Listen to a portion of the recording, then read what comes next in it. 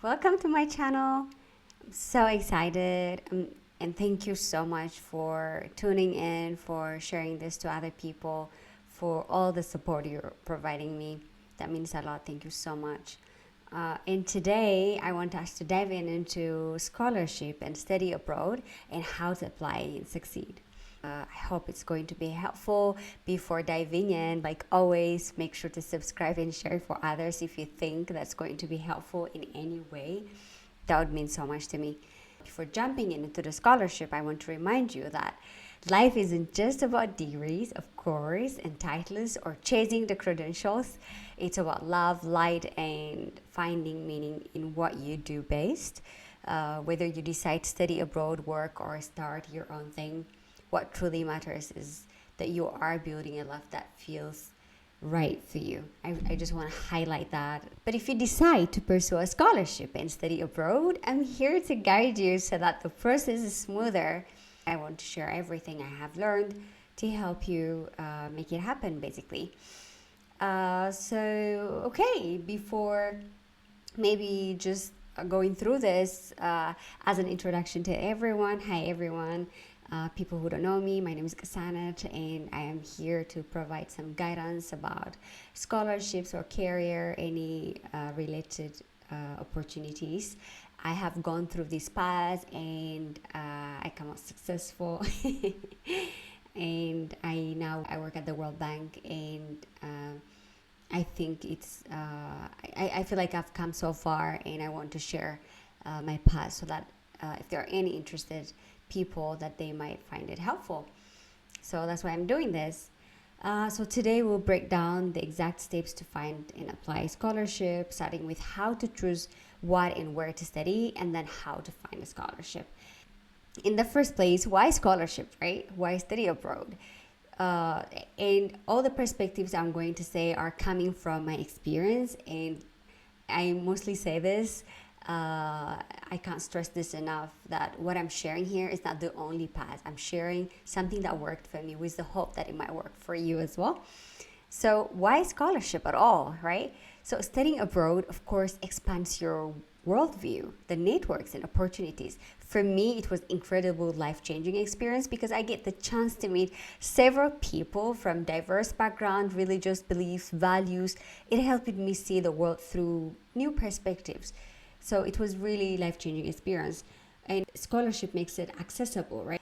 It's not just about education itself, but it's also about the experience, the friendship, and the personal growth that you find on the way. And for me, this was the highlight of it all. So before looking for a scholarship, I would suggest that you ask yourselves, what do you want to study? What exactly do you want to study? Identify your interest and your future career goals. And if you're unsure, maybe think about what excites you or the problems that you would love to solve. Maybe this can be an entryway. Okay, maybe this feels aligned to my interest, and then that way you can figure out what you might be inclined to. Then, which country offers this program, right? And then some countries, for example, some countries specialize in different fields. Technology, and I'll just highlight some examples like such as technology and artificial intelligence or AI, in computer science, maybe in the US, Canada, Germany, UK, China are some countries that stand out in these areas. And if it's business, finance, and economics, mostly the UK, US, the Netherlands, Singapore, and Switzerland are the ones that stand out on these things. And sustainable development, environmental policies, climate change related things. Sweden, the Netherlands, Germany, Finland, Switzerland are some of the countries that stand out on these things. And also engineering and innovation, Germany, Switzerland, and Canada, Japan are also some of the countries that stand out in this. It doesn't mean these are the only countries you should be looking for such disciplines, but I'm just stating some of the countries that just stand out in certain fields, like for example, law, public policy and governance, UK, US, Switzerland, the Netherlands, Singapore are some of the countries that are on the top. And healthcare, the US, UK, Canada, Australia, Germany are some of the countries that stand out. Creative arts, in media and design, mostly France, Italy, UK, US, and the Netherlands are some of the countries that stand out. Please do your research as well. But those are some of the highlights I found as I was researching. Also important that you look for, do I have a specific preference? Like, for example, are you looking for uh, English taught courses? And also there are some places that require IELTS, TOEFL, but there are some universities that waive those options. Like, you don't need to take IELTS or TOEFL, for example. If you study in English, I think some countries actually allow you to go through it. In some countries, even I remember when I was in the Netherlands, in some of the courses I took, it was must that I have to take IELTS, but in other disciplines they were able to actually join without having to take any English exams if your university or your basic degree is taught in English. So there are some options there as well. And the type of scholarship, is it fully funded, is it partial funded? Even if it's fully funded, it covers your tuition, living expenses, and it's also highly competitive, of course. This is the one I got. It was fully covered, luckily. And there's also a partial scholarship, and it can still be useful to reduce a lot of your costs. So I think those are some of the options. Once you identify the course you would like to study, and then if you already filter it down into where do I actually get these courses, basically if you identify the country and the university, the program you want to study, the second thing is where to find scholarship, right? Now we have identified the course you want to take, you've identified what exactly you want. Is it full scholarship? Is it partial scholarship? Is it English taught? Do they require another additional English test such as TOEFL or IELTS? And once you narrow it down, you can now look into the universities. So my suggestion to where to find a scholarship, where to start, is actually go to the university website. That's what I would suggest. You will get the accurate information there. The best ways to go at first is, I would say, to the website of that preferred university, because they provide all the information. In addition to what the university provides, they mostly have a section that is dedicated for international students, and there it provides where you can find scholarship if the university is providing it, because in every university has a financial aid scholarship page for international students. Many universities even offer merit-based and need-based scholarships. So, of course, the university also provides scholarship as well as their partners. So I think it would be best way to go there. And by their partners, I mean government and organization funded scholarships. Some of them fully funded. For example, from government funds such as Fulbright, which is in the U.S., Chevening, excuse for my pronunciation on this if I butcher it in a way, but it's in the UK. I've seen a lot of people getting this scholarship as well. Erasmus, which a lot of people know, it's in Europe. DAD, Germany, Commonwealth scholarships, joint Japan World Bank graduate scholarship programs, MIXI, JICA, the SDG program, that's also in Japan. In Singapore. So there are several types of scholarships. Those scholarships cover tuition fees, living expenses, and sometimes travel costs for international students from different type of countries.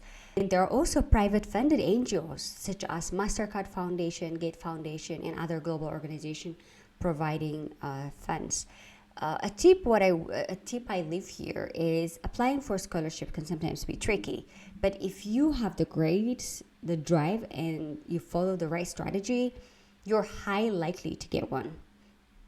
So just make sure to do it right. Once you have identified the university and you know what you want to study, you found the scholarship, as in you found the page of the scholarship or you're reading what they're looking for. How to write a strong scholarship application is the next step. Once you've identified everything, now you can actually sit down and prepare your application, right? Most scholarship focus in these key areas. One is academic performance. For some university, your academic performance is the main thing to accept your scholarship. But while grades are important, one thing you should know here is that they're not always the deciding factor, especially for fully funded scholarships that focus on leadership, impact, and personal stories. That's not always the case. So if you're looking for those kind of scholarships, impact-based scholarships, leadership-based scholarships, your leadership, passion, and impact can be more important than just the GPA, okay? And always check the specific scholarship criteria, because some prioritize experience over grades. And this is where your additional activities such as volunteering, internship, or even regular job becomes important. So your background experience might be the highlight for you that boosts you to get the scholarship. The next thing is your personal statement, right? So you have your grades and your motivational letter. Sometimes I'm not sure if this is always true, but most of the cases you are asked to provide two different motivational letters, and this is because one is for the university itself. So there are two different things. The university is assessing you, or based on your motivational letter, the university is trying to understand if you are capable, if you are able to perform well in that specific study, right? The purpose is to convince the university that you are academically capable and will succeed in that specific program. And that is the one motivation, one motivational letter that you need to write. And the other is for the scholarship. So let's focus first on the motivational letter that you're going to write for the university. When I say this, it's not like those two don't communicate or they don't know each other. It's that once the university believes in you and accepts you, they will give a green light to the scholarship, the people that are funding the scholarship, and then you will be able to apply to that scholarship. So it's important that you do this very, very well, okay? So the focus here is your academic background and how it prepared you for the program, your skills and research experience if you have one in the field, why this specific university and program fits your career goals, how you will contribute to the university, research, leadership, etc. Academic background, how strong are you as an academically to be able to finish this program. And the other one is if the university accepts you, if they believe that, okay, you're good for the program, then you can apply for the scholarship. And the scholarship motivation mostly focuses on, well, basically the purpose here is to convince the scholarship providers that you deserve financial support because of your potential, motivation, impact, leadership, and your academic background. So the focus here is mostly, in addition to your academic background, your personal journey beyond just the academics, and also your leadership, volunteer works, and social impact, why you need the funding. Especially for need-based scholarships, this needs to be highlighted. How this scholarship will help you contribute to the society after graduation, because most scholarships, they provide you with the idea or with the agreement that once you study, you will then use that to create an impact in the world, mainly in your society, right? So it's important that you justify that you highlight that you will contribute to your society after you acquire this knowledge. So this is very important. Your university letter should provide that you're capable in handling the program, while your scholarship letter should prove that funding you will create impact beyond yourself, which is super awesome when you think about it.